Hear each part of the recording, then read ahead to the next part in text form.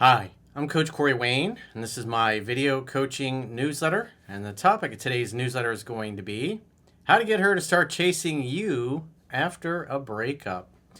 Well, this particular email is from a student who admits he got lazy, he got complacent in his 4-year relationship, and then he got dumped and went no contact only a few months after they, I guess, basically bought a house, moved in together, and then things just kind of blew apart.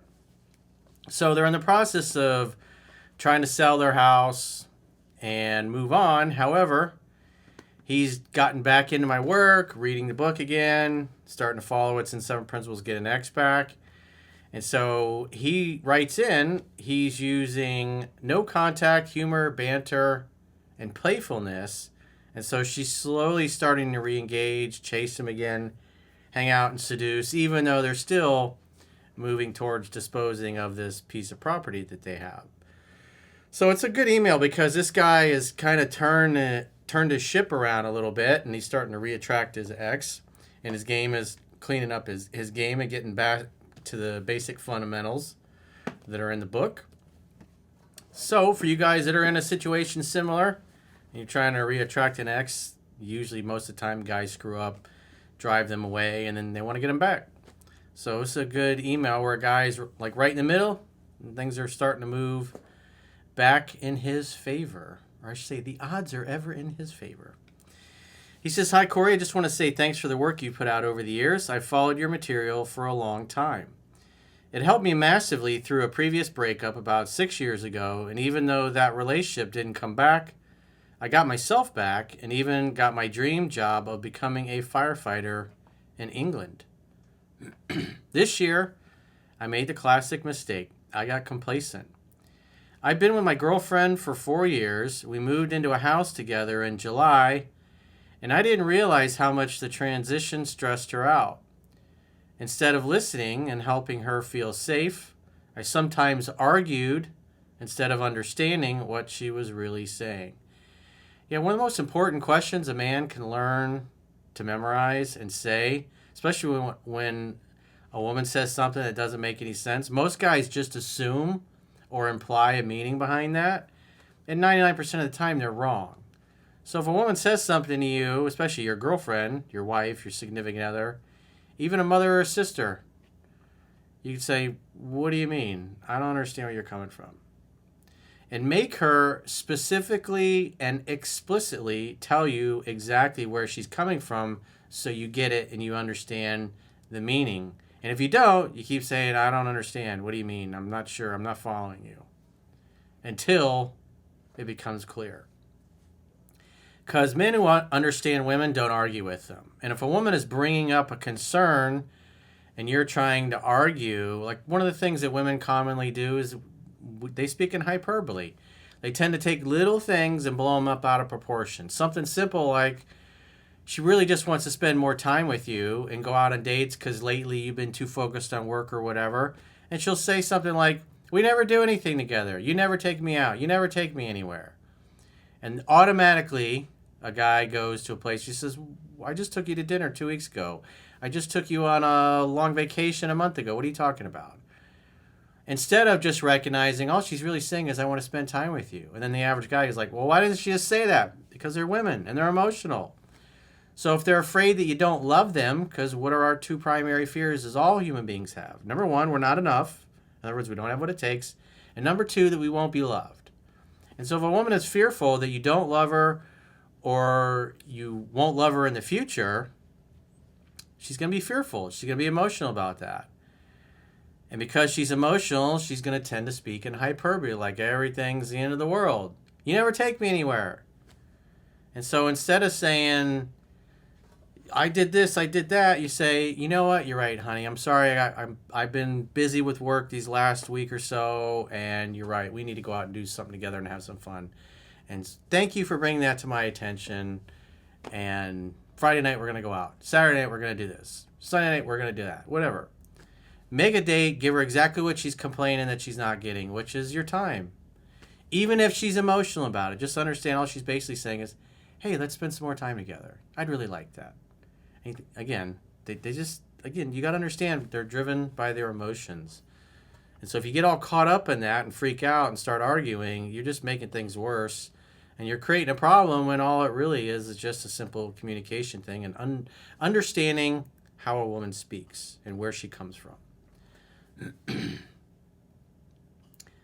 Looking back, she didn't feel heard, and that responsibility is mine. Well, if a woman feels heard and understood, the leg's open, and if she doesn't, the leg's closed. We broke up at the end of August. I handled the breakup well, no begging or pleading. I just accepted it, wished her well, and told her she could reach out if she changed her mind, and then went in no contact. So literally, they move in, and a month later, they're breaking up. The only hiccup was that we had a pre-booked trip to Italy a week later. We still went, had an amazing time, and honestly had a ton of sex. Well, as the book says, your job as a man in the courtship is simply to create an opportunity for sex time. Hang out, have fun, hook up. Whatever you make a woman feel when she's with you is what she's going to associate with being with you. And if you make her come like a waterfall when you get together, that's what she's going to think of when she thinks about you, is coming like a waterfall. I didn't push emotionally afterwards, but my mom convinced me to ask for clarity once we got home. Men don't ask for clarity. Women do, not men. So again, if you're getting advice about attraction from a woman, even if it's your mother, 99% of the time she's telling you something that is probably the opposite of what you need to be doing. He says, which I now know was the wrong move. She got overwhelmed and pulled back again. Yeah, the reason why, if you're asking for clarity, what it basically says is you can't handle the uncertainty. And part of being a man is being calm, because that is what masculinity is. And if you're calm, you're also okay and calm when things are uncertain. And since your job is to create an opportunity for sex to happen, you shouldn't be thinking about the future or getting back together or getting into a relationship, because that's the woman's department. So if you're wondering where things stand, go get busy. Go do something with your friends. Go to the gym. Don't call a girl up and go, hey, where are we? Because the number one strength characteristic that women love in men is confidence. And if you're reaching out to her asking for clarity, you're basically acting like a chick. And so that's going to ruin the sexual polarity, because you're not acting masculine. You're acting like an insecure girl. Feminine energy is chaos. Let her be the chaotic one that's unsure of where she stands with you, because she's going to like you a hell of a lot more if you do that.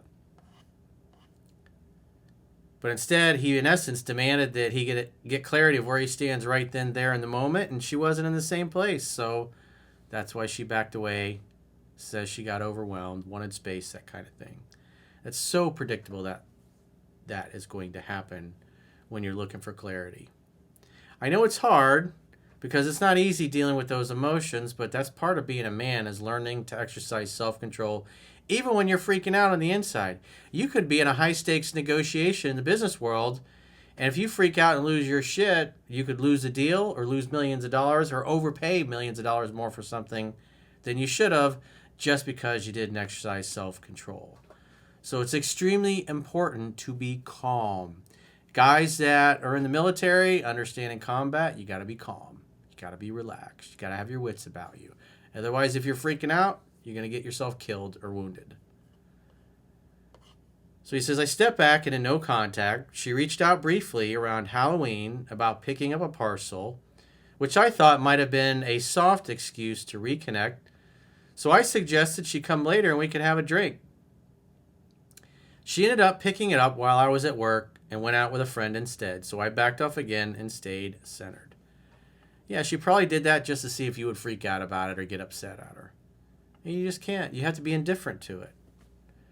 He tried to see if she was down to hang out. She clearly wasn't. She avoided him. It didn't bother him. He just let it be.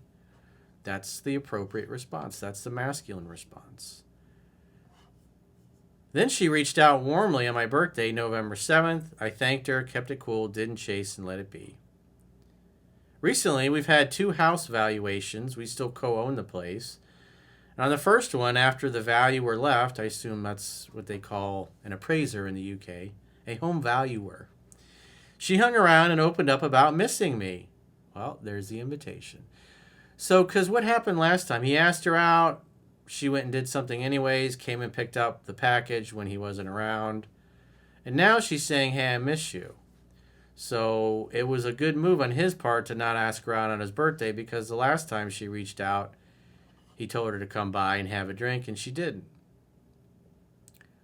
So then she reaches out on his birthday, and what happens? He's indifferent. He doesn't move forward. He's just stopped putting any effort into it.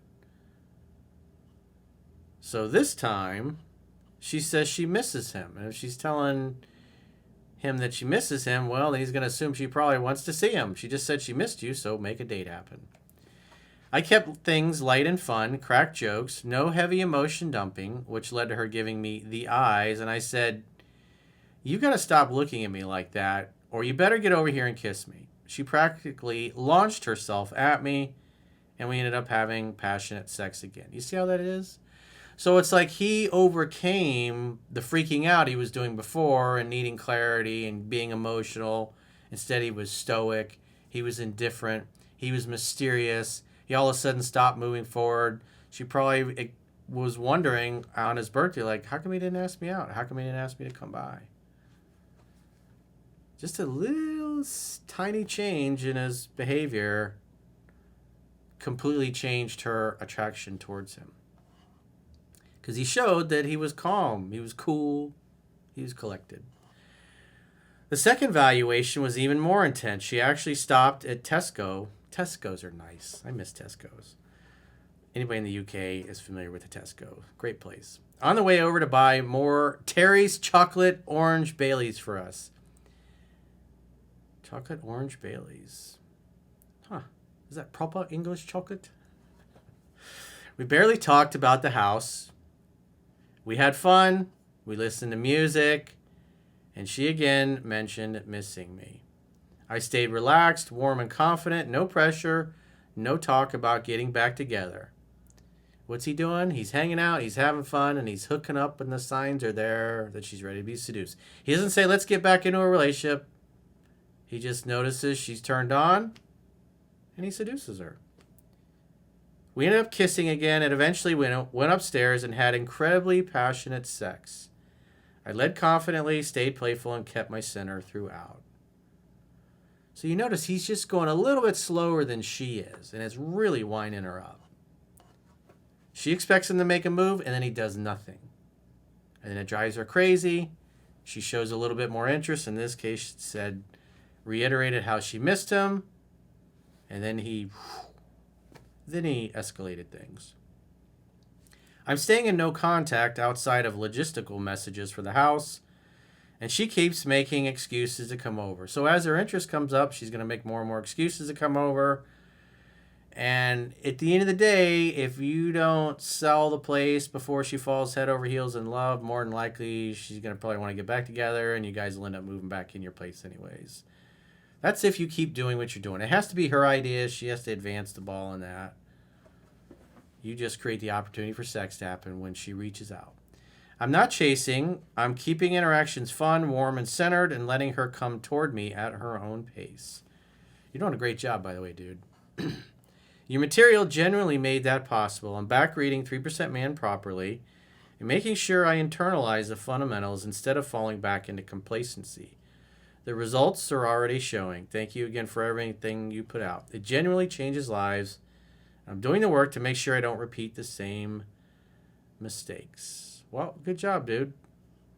Send us another email in a couple of months. Let me know how, or let us, I should say all of us here watching this, let us know how things are going.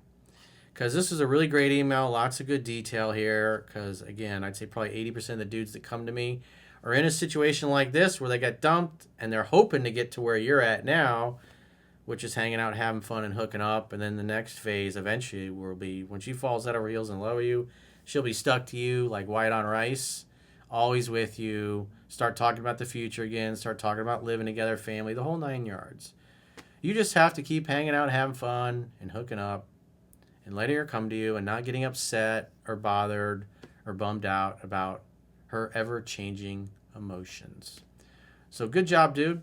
So if you got a question or challenge and you'd like to get my help, go to understandingrelationships.com, click the coaching tab at the top of your screen on any page of my website, and book a coaching session with yours truly. If you haven't already signed up for our exclusive premium members-only content, in the video description is video. There are links to join on YouTube, or you can join on Spotify, or our website, understandingrelationships.com. Just click the plans tab when you get there, and with our website, you can do a 7-day free trial to check out the huge content library you get for your money as a premium member. So, and on top of that, if you choose an annual plan, you can get a 25% discount at the end of the 7-day free trial. So go to understandingrelationships.com, click the plans tab, sign up for a 7-day free trial, and until next time, I will talk to you soon.